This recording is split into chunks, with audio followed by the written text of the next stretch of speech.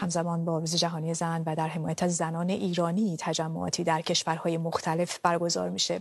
در استکهلم ایرانیان تجمعاتی مقابل پارلمان سوئد برگزار کردند. همکارم مهران عباسیان از محل برگزاری این تجمع همراه ماست. مهران، تلاش در واقع دوست داریم که بیشتر از شما بشنویم که امروز اونجا چه میگذره و تا الان تجمع چطور پیش رفته. خب ریحان، اینجا همونطور که تو گفتی مقابل پارلمان کشور سوئد در شهر استکهلم گروهی از ایرانیان با شعار زن زندگی آزادی ضمن گرامی داشت روز زن و اینجا به گونه‌های مختلف در پوسترها و پلاکاردهایی که در دست دارن با شعارهاشون روز زن رو به زنان ایرانی تبریک گفتن و این گروه طی 1.5 سال گذشته در تلاش بوده تا سپاه پاسداران در لیست تروریستی اتحادیه اروپا قرار بگیره.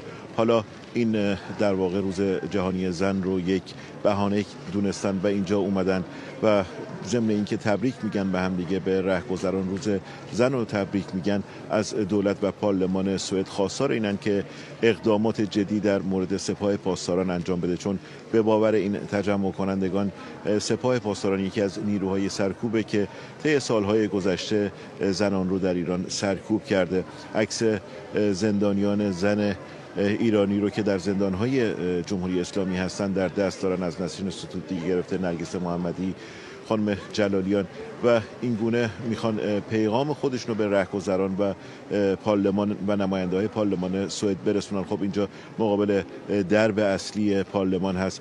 هر از گاهی بعضی از نماینده ها رد میشن، هم راه با این تجمع کننده ها شعار زن زندگی آزادی رو میدن، میان اینجا باهاشون صحبت میکنن، در کنارشون عکس میگیرن. اما به گفته این تجمع کننده ها فقط این عکس گرفتن با این شعار زن زندگی آزادی کافی نیست و باید اقدامات جدی بکنن و بتونن صدای زنان و دختران ایرانی باشن. خب امروز به مناسبت روز جهانی زن در کشور سوئد سمینارها و جلسه های مختلفی برگزار میشه. در شهر گوتنبرگ موزه جهانی این شهر یک سمینار برگزار میکنه به مناسبت روز جهانی زن با شعار زن زندگی آزادی. در شهر استکهلم نمایشگاهی هست، خانم بارا الفتی نمایشگاه رو گذاشته، زیورالاتی که با عکس زنان و دختران ایرانی تزیین شد.